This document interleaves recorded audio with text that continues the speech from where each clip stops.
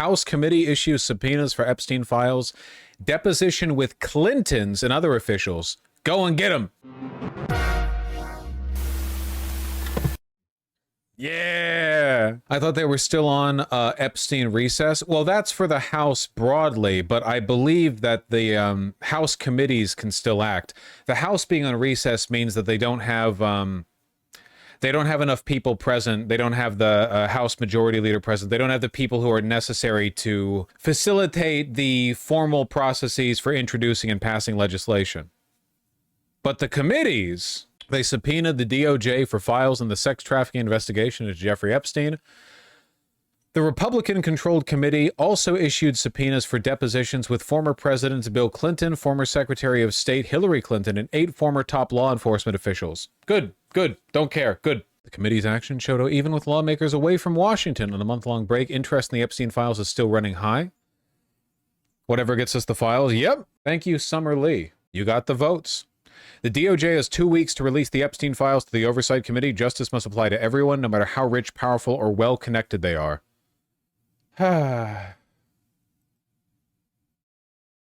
Is Chuck Schumer doing something? Nope, this has nothing to do with Chuck Schumer. Nothing at all. I don't know where you got that idea from.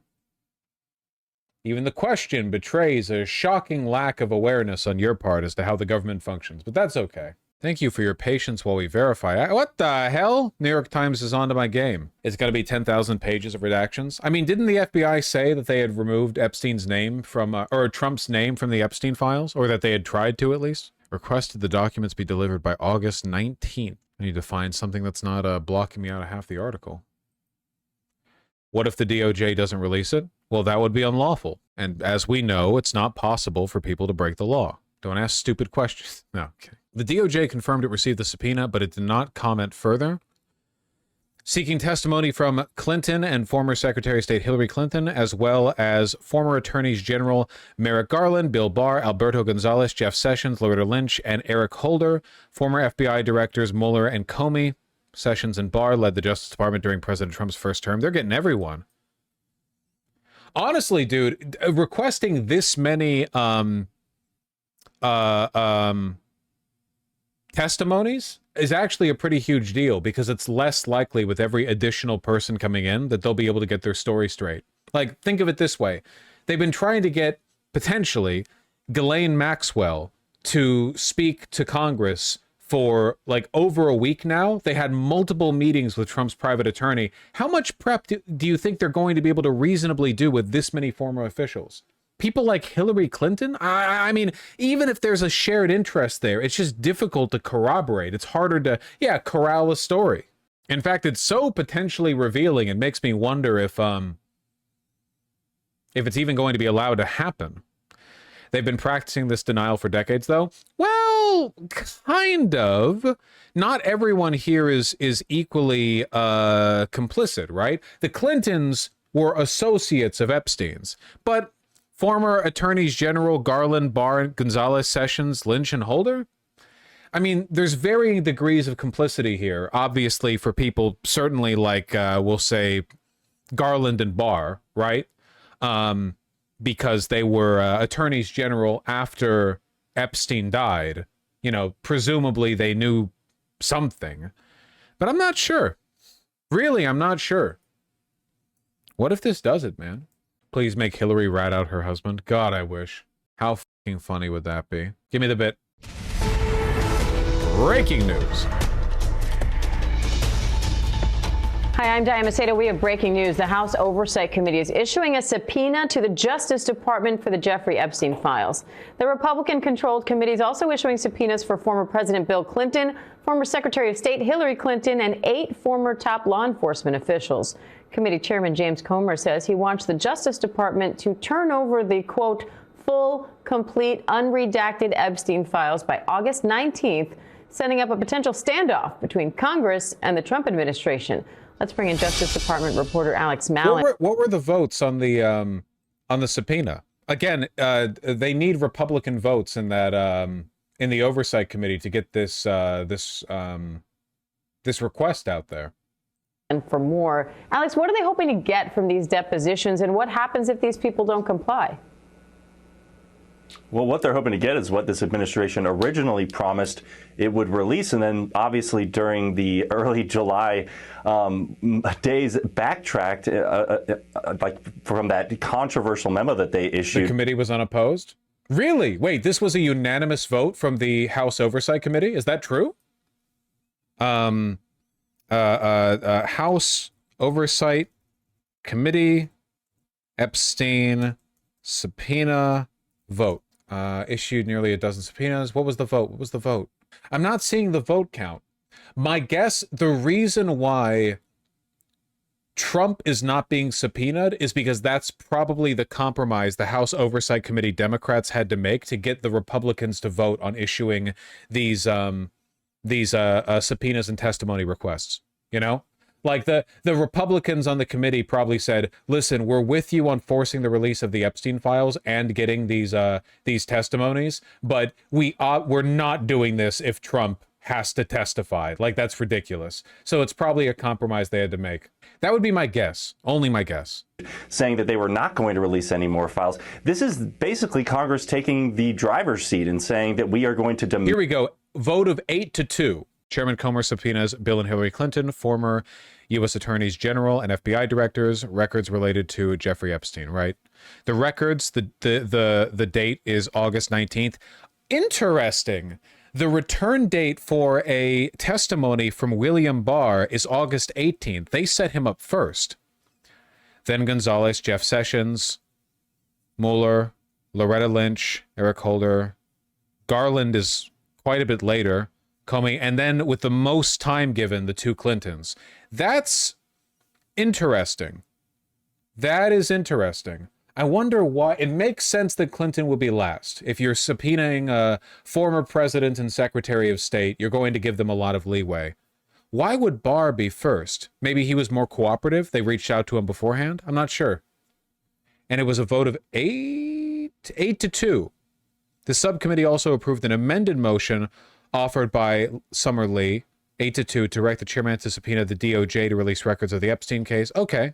That is interesting. Demand these files. They're asking the administration to respond by August 19th. They've also issued a wave of subpoenas for officials like former attorneys general dating back to the Bush administration. Oh man, they're trying to tie Epstein to being entirely about Dems, it seems. No, I don't think so. I disagree. I don't actually think that's true. The Democrats voted in favor of these depositions as well, right? The Trump isn't there, sure, but like they're going to be getting testimony from non-Republican favorable attorneys general and FBI directors. They're also, investigating Barr. I don't think it's that partisan, to be honest with you. Will this be televised? Yeah, well, they're getting subpoenaed to Congress. It'll be a testimony given to Congress. Aren't the Dems being this bold because they know the files will never come out? I mean, a lot of Dems are implicated. Not that many Dems are implicated, okay? Like Democratic politicians. People like the Clintons, like Trump, were directly implicated by Epstein. There might be people implicated by association via cover-up, like Garland, you know? But very few actual politicians are. Because Epstein, well, he mostly ran around with financiers, like big socialites, you know, aristocrats, famous artists and scientists. Not so much politicians like on their own, you know? He was interested in a different kind of power brokering. He wasn't like a DC consultant. If Epstein wanted to have connections to every politician, he would have founded he would have run a consulting group. He would have had a townhouse in DC, and every single weekend he would have gone out and met with everyone, you know? That wasn't him. Yeah, he would have had a think tank, you know? He was interested in a different kind of power brokering, the kind that gets you involved with, you know, real estate moguls, but not necessarily senators. I mean, some senators, but... Also, you just mentioned former President Bill Clinton, as well as Hillary Clinton. That could also set up a potential interesting legal fight because it's really abnormal for former presidents to ever appear for testimony before Congress. They could argue there are some significant separations of powers concerns there. But obviously what the Congress is seeking is information related to Jeffrey Epstein's activities, as well as Ghislaine Maxwell's activities and the abuse of underage girls, and all of these records that would relate to federal investigations into his conduct. Alex, how significant is it that these subpoenas are being issued by a Republican-controlled committee? Well, I mean, this release also notes that this was actually done by unanimous voice vote. You had support from Democrats who see this right now as a really bruising political fight for this administration that has caused a lot of consternation among Trump's most devoted MAGA supporters. I mean, this is something that they really see as they have the administration currently on its heels on an issue that we haven't really seen before, like throughout this entire administration. They've been able to kind of shirk or escape any scrutiny. So anytime that they can get Republican partnership in demanding this, they're going to take advantage of that. I think that And it's not just politically expedient. I think that, like, on a moral level, it is also good to oust Epstein associates and shine a light on that obvious conspiracy, you know? What does someone like Garland have to do with Epstein? Well, he ran the DOJ for 4 years. Like, presumably anything relating to, like, any executive branch federal action taken with regard to Epstein would have, in some way, shape, or form, involved him. At the very least, like, he had to be aware of the Epstein files. We know the Epstein files exist. It has been confirmed the Epstein files exist. We've gotten 1,000 references to their existence, to people wanting to censor them. Trump's in here. Pam Bondi told Trump that he was in the Epstein files. And if those files exist, which they do, Garland knew about them. He headed the DOJ. Remains now is the question is, how will the Justice Department respond? They are very typical to really be protective over their investigative holdings. This will be something that we could see result in a really interesting court fight with a Republican administration opposing and actively trying to fight against this effort by a Republican Congress. It's a wild time. Hold on. Give me one more. Big news reverberating from D.C. is investigating the Jeffrey Epstein case, of course, now issuing subpoenas to several high-profile people. That includes Bill and Hillary Clinton. Some of the other names on the list are former FBI and Justice Department officials like James Comey, Merrick Garland, Bob Mueller, and Bill Barr. Meanwhile, the Trump administration is asking for more time to provide a federal court with information about its position on unsealing those Epstein files. Officials faced a deadline of today to lay out whether or not they wanted the grand jury transcripts to be made public. NBC News national law enforcement and intelligence correspondent Tom Winter joins us now. So, Tom, let's start with these newly issued subpoenas. How exactly does the House Oversight Committee hope that this will help with this investigation? Well, short of the people that did the clerical work or I think in a way it's actually kind of genius, because the fact that the Clintons are being made to testify makes it almost impossible for Trump and the Republicans to try to shoo attention away from this. You would think, if anything, they would love this, right? Republicans are going to love this. Trump himself has said, don't look at me, look at Clinton, you know? So now, like, but obviously any testimony, any information being revealed on this topic implicates Trump. Like, it all just draws more attention to Epstein. It looks worse and worse and worse. And I think, you know, it basically, it's a trap. It makes it impossible for them to argue that this is just a partisan attack against Trump. The janitorial services of the Justice Department over the last 3 decades. They've pretty much subpoenaed everybody. And I think the idea here is that we're going to talk to the people that were involved initially in the investigation, people the Attorney General at the time that non-prosecution agreement was at least discussed, or the decision not to charge Jeffrey Epstein, which the FBI wanted to do. They had a criminal complaint ready to go on him back in 2007 and conducted an investigation starting in 2006. So these subpoenas today really is kind of a catch-all effort for anybody who might have been involved. Of course, the Clintons are involved because we know Bill Clinton flew on the plane. Ghislaine Maxwell was at the Clintons' daughter's, Chelsea Clinton's, at her wedding. And so I'm sure they've got a lot of questions to ask about that. I'm sure any opportunity to put the Clintons before a Republican-led panel would be something, obviously, that they would be interested in as well. So there is a political component to all of this, but there's also a, let's just get everybody involved, get them in front of... It really frustrates me how much it's being referred to as just like a nothing more than a cynical political move, you know, like, oh yeah, well, we're in favor of this because the Democrats like this because it looks good, because it's like a favorable. Does nobody have a moral interest in this? Does nobody think it might be good on its own terms to pull at this line, it really does reinforce the Republican talking point, which I think is largely correct, that a lot of Democrats are only going after this now because it's expedient for them. Like, Democrats would be perfectly okay with defending Bill Clinton if he was president right now and the same thing was happening in reverse. They would be on the other side. They'd be like, you're just mad that he's fixing the economy or whatever, that they don't actually have any consistent values. Now, I fucking hate Bill Clinton and would be happy to champion any cause that involves calling him a pedophile.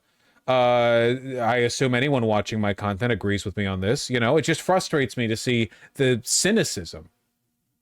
The committee and testify. Whether or not that leads to charges, typically not. If somebody lies, they make a referral, but typically this is probably not going to lead to something that that we see additional charges out of. Okay. So almost a dragnet approach that you're describing. Right. Separately, the Trump administration is hoping to get an extension from this Friday's deadline to lay out its position, Tom.